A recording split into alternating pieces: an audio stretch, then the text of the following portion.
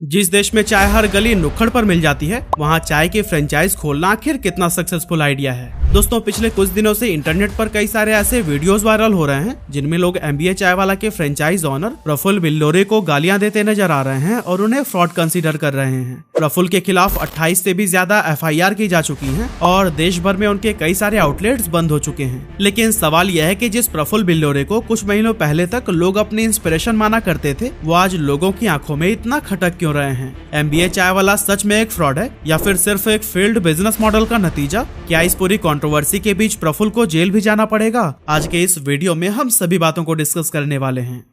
दोस्तों, सबसे पहले तो मैं यह क्लियर कर देना चाहता हूँ कि ये वीडियो एमबीए चाय वाला के ऑनर प्रफुल्ल पर कोई पर्सनल अटैक नहीं है, बल्कि आज हम सिर्फ इनके बिजनेस मॉडल को एनालाइज करने वाले हैं और इसके फेल होने का कारण ढूंढने वाले हैं। तो दोस्तों, प्रफुल्ल जब 14 जनवरी 1996 को एमपी के धार में पैदा हुए, तब वो एक मिडिल क्लास फैमिली से बिलोंग करते थे। और जैसा कि एक टिपिकल मिडिल क्लास फैमिली में होता है, उनके पेरेंट्स भी चाहते थे कि वो पढ़ लिख कर कोई अच्छी सी जॉब कर लें। लेकिन प्रफुल्ल हमेशा से ही बिजनेस करने और एंटरप्रेन्योर बनने का सपना देखा करते थे। 20 साल की उम्र में वो कैट के एग्जाम में फेल हो जाते हैं और उन्हें अपने करियर का पहला मेजर सेटबैक मिलता है। प्रफुल्ल एमबीए करने के लिए आईआईएम अहमदाबाद जाना चाहते थे, जो कि उनके पिता का भी सपना था। लेकिन फैमिली प्रेशर की वजह से उन्हें एक प्राइवेट कॉलेज ज्वाइन करना पड़ जाता है। पर यहाँ पर प्रफुल्ल का पढ़ाई में बिल्कुल भी मन नहीं लगता है और इसी को देखते हुए वो कॉलेज छोड़ देते हैं। अब दोस्तों, आपको बता दूं कि प्रफुल्ल इस दौरान मैकडॉनल्ड्स में भी जॉब कर रहे थे, लेकिन उन्हें वो काम कुछ खास पसंद नहीं आता और इसी वजह से करीब 50 दिनों तक मैकडॉनल्ड्स में काम करने के बाद वो अपनी जॉब छोड़ देते हैं और आईआईएम अहमदाबाद के पास ही एक चाय का स्टॉल खोल लेते हैं।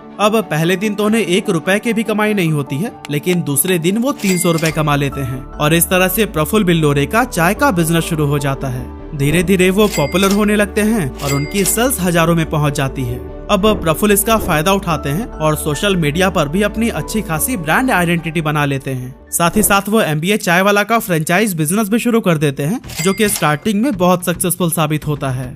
आज भारत में एमबीए चाय वाला की 100 से भी ज्यादा आउटलेट्स हैं और प्रफुल्ल की पर्सनल नेटवर्थ भी 25 करोड़ से ज्यादा मानी जाती है। साथ ही सोशल मीडिया पर उनकी फैन फॉलोइंग लाखों में है। अब दोस्तों, अगर इस पूरी स्टोरी का कंक्लूजन निकालें तो एक मिडिल क्लास से आने वाला लड़का जिसे अपनी लाइफ में बहुत सारे स्ट्रगल करने पड़ते हैं और जिसका एमबीए का सपना भी पूरा नहीं हो पाता, वो एक दिन अपनी चाय की टपरी लगाता है और इस बिजनेस को इतना बड़ा बना लेता है जितना कोई सोच भी नहीं सकता था। अब हर मिडिल क्लास से आने वाला इंसान प्रफुल्ल बिल्लोरे की इस स्टोरी से कनेक्ट कर पाता है और वो भी प्रफुल्ल की तरह सक्सेसफुल बनना चाहता है। प्रफुल्ल ने सबके दिमाग में ये सवाल डाला कि अगर वो सक्सेसफुल हो सकते हैं तो दूसरे क्यों नहीं। साथ ही उन्होंने मिडिल क्लास से आने वाले यूथ को बिजनेस करने के लिए इंस्पायर भी किया। लेकिन अब बड़ा सवाल ये है कि क्या सच में लोग प्रफुल्ल से इंस्पायर हुए थे? वेल, यहाँ आपके और मेरे ओपिनियन डिफरेंट हो सकते हैं, लेकिन इसका जवाब मैं नहीं में दूंगा, क्योंकि अगर वो सच में प्रफुल्ल के स्ट्रगल और उनकी स्टोरी से इंस्पायर हुए होते तो फिर वो भी प्रफुल्ल की तरह एक छोटे से बिजनेस से सक्सेस की सीढ़ियां चढ़ने की ट्राई करते। पर वो प्रफुल्ल के स्ट्रगल से नहीं, बल्कि उनके सक्सेस और उनके पैसे से इंस्पायर हुए थे। और दोस्तों, यहीं पर प्रफुल्ल लोगों के सामने 2 ऑप्शंस रखते हैं, जो कि मिडिल क्लास से आने वाले यूथ को और भी कंफ्यूज कर देता है। प्रफुल्ल कहते हैं कि या तो आप खुद उनकी तरह स्ट्रगल करते रहें या फिर उनकी फ्रेंचाइजी लेकर पहले दिन से ही कमाई शुरू कर दें। और दोस्तों, ह्यूमन साइकोलॉजी यही होती है कि हम हमेशा आसान रास्ते को ही चूज करते हैं और यहाँ पर भी लोगों ने ऐसा ही किया। लोगों ने बिना सोचे समझे बैंक से लाखों का लोन उठाया और एमबीए चाय वाला की फ्रेंचाइज को खरीद लिया। मार्केट में प्रफुल्ल के नाम की इतनी हाइप क्रिएट हो चुकी थी कि लोग मुंह मांगी रकम देकर एमबीए चाय वाला की फ्रेंचाइज लेना चाहते थे। पर दोस्तों, अगले कुछ ही महीनों में प्रफुल्ल का यह बिजनेस मॉडल एक बहुत बड़ा फेलियर साबित हुआ और लोगों के पैसे डूब गए। लेकिन दोस्तों, प्रफुल्ल का यह बिजनेस लोगों के लिए फेलियर कैसे बना, इसको प्रॉपर समझने के लिए हमें फ्रेंचाइज मॉडल को समझना होगा।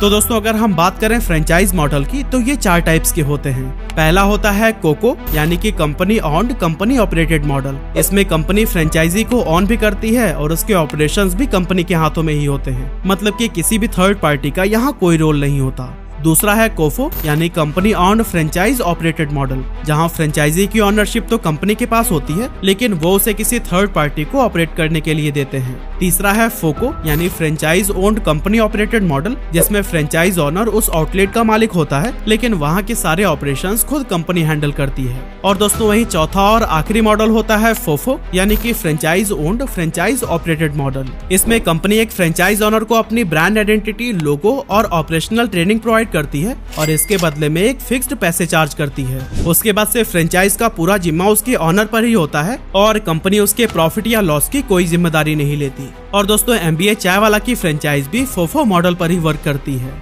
MBA चाय वाला अपने अंडर 3 टाइप्स की फ्रेंचाइजी ऑफर करती है, जिसमें 150 स्क्वायर फीट की जगह के लिए कियोस्क मॉडल, 300 से 400 स्क्वायर फीट के लिए डाइनिंग मॉडल और 700 से 800 स्क्वायर फीट की जगह के लिए लॉन्ज मॉडल। अब एक कियोस्क मॉडल की कॉस्ट जहां 10 से 15 लाख होती है, तो वहीं लॉन्ज मॉडल की टोटल कॉस्ट करीब 40 लाख रुपए तक आ सकती है। इसमें कंपनी फ्रेंचाइज ओनर को आउटलेट रेडी करके देती है और उन्हें रॉ मटेरियल और मशीन्स भी प्रोवाइड करती है। अब जैसा कि मैंने आपको बताया कि MBA चाय वाला की फ्रेंचाइजी लेने के लिए कई सारे लोगों ने बैंकों से लाखों का लोन उठाया और आज वही लोग हैं जो कि सोशल मीडिया पर वीडियोस डालकर आरोप लगा रहे हैं कि MBA चाय वाला एक फ्रॉड है। पर दोस्तों यहाँ पर अगर आप गौर से देखेंगे तो यहाँ गलती प्रफुल्ल की नहीं बल्कि उन लोगों की है जिन्होंने बिना सोचे समझे मार्केट की हाइप को देखते हुए MBA चाय वाला की फ्रेंचाइजी को खरीद लिया था। MBA चाय वाला के बिजनेस मॉडल में पहले दिन से ही फ्लॉस थे, लेकिन लोग उन्हें समझ ही नहीं पाए। अगर प्रफुल्ल का यही बिजनेस चाय की बजाय कॉफी, बर्गर या फिर पिज्जा का होता तो शायद ये इतनी बुरी तरह से फेल नहीं होता, लेकिन प्रॉब्लम खुद चाय के बिजनेस में थी।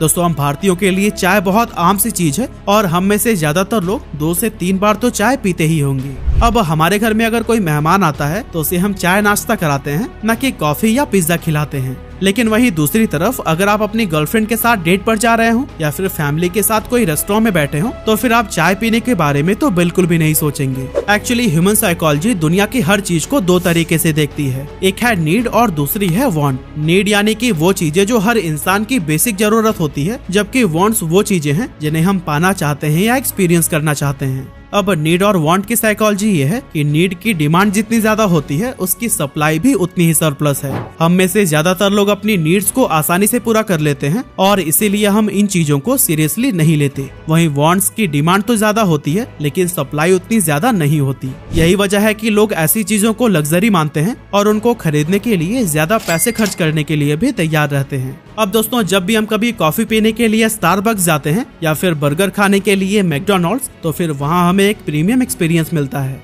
इन कंपनीज के फ्रेंचाइज की लाइटिंग और ओवरऑल एनवायरनमेंट इतना वाइब्रेंट और रिच होता है कि मिडिल क्लास इंसान को यहाँ आकर अमीरों वाली फीलिंग आती है और यही वजह है कि यहाँ पर हम ज्यादा पैसे खर्च करने के लिए भी तैयार हो जाते हैं। पर MBA चाय वाला के साथ ऐसा नहीं है। चाय हमारे लिए ना तो कोई प्रीमियम प्रोडक्ट है और ना ही इसके फ्रेंचाइज में आकर लोगों को रिच फील होता है। अब जैसा कि मैंने आपको पहले ही बताया था कि प्रफुल्ल बिल्लोरे से इन्फ्लुएंस होने वाले ज्यादातर लोग मिडिल क्लास से आते हैं, जो कि लाइफ में कुछ बड़ा कर पाए या नहीं लेकिन सपने बड़े जरूर देखते हैं। अगर हम प्रफुल्ल की ऑडियंस पर नजर डालें तो इनमें से 85 to 90% लोग छोटे शहरों और गाँव से आने वाले हैं, जबकि सिर्फ 10 से 15% लोग ही बड़े शहरों में रहते होंगे। छोटे शहरों से आने वाले ये लोग नुक्कड़ पे मिलने वाली चाय पीना पसंद करते हैं, जिसकी कीमत 5 से 10 रुपए होती है। लेकिन MBA चाय वाला उसी चाय को 50 से 100 रुपए में बेच रहा है, जो कि मिडिल क्लास के हिसाब से एक प्रीमियम कैटेगरी का प्रोडक्ट बन जाता है। अब प्रफुल्ल बिल्लोरे की स्टोरी से इंस्पायर होकर लोग शुरुआत में 1-2 बार ये देखने तो जरूर आते हैं कि MBA चाय वाला में आखिर खास क्या है, लेकिन मिडिल क्लास इंसान 50 से 100 रुपए की चाय पीने हर रोज नहीं आने वाला। अब दोस्तों शार्क टैंक इंडिया देखने के बाद आप यह तो समझ ही गए होंगे कि कोई भी ब्रांड तभी सक्सेसफुल हो सकता है जब उसके पास कोई USP यानी कि यूनिक सेलिंग पॉइंट हो।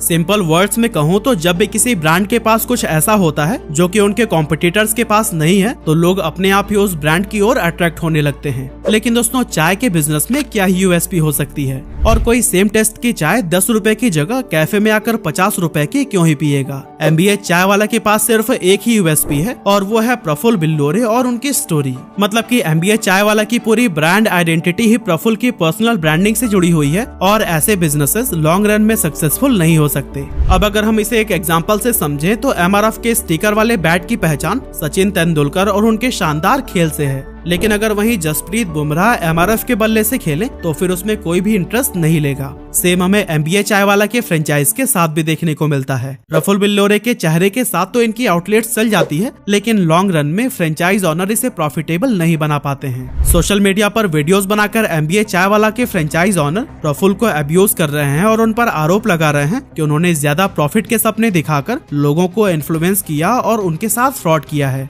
अब अगर देखा जाए तो ये कुछ हद तक सही भी है, क्योंकि उन्होंने अपनी कई सारे स्पीचेज में कहा है कि उनकी फ्रेंचाइज खरीदकर लोग दिन के 10,000 तक की सेल्स कर सकते हैं और महीने के लाखों कमा सकते हैं। लेकिन ग्राउंड रियलिटी देखें तो फ्रेंचाइज ओनर दिन के 1,000 रुपए भी नहीं कमा पा रहे हैं। तो अब सवाल उठता है कि क्या प्रफुल्ल बिल्लोरे को इसके लिए जेल जाना पड़ सकता है और क्या उन्हें फ्रेंचाइज ओनर के पैसे लौटाने पड़ेंगे? अब दोस्तों, जैसा कि मैंने आपको बताया, MBA चाय वाला फोफो बिजनेस मॉडल पर चलता है, जिसमें कंपनी का काम फ्रेंचाइज इन्वेस्टर्स को फ्रेंचाइज एस्टेब्लिश करके देना होता है और उन्हें रॉ मटेरियल, इंफ्रास्ट्रक्चर और नेसेसरी ट्रेनिंग प्रोवाइड करनी होती है। लेकिन इसके बाद से कंपनी की कोई गारंटी नहीं होती है कि फ्रेंचाइज प्रॉफिट करेगी या फिर लॉस। प्रफुल्ल ने अपनी स्पीचेज में जो भी वादे किए हों, पर रिटन डॉक्यूमेंट में उन्होंने फ्रेंचाइज ओनर्स को कोई भी प्रॉफिट की गारंटी नहीं दी थी। साथ ही उनकी फ्रेंचाइज फी भी नॉन रिफंडेबल होती है, जिसे कि वापस नहीं किया जाएगा। और दोस्तों, किसी भी देश का कानून मुंह से बोली हुई बातों पर नहीं बल्कि रिटन डॉक्यूमेंट पर बिलीव करता है, और इस तरह से प्रफुल्ल को शायद कोई लीगल इश्यूज झेलने पड़े।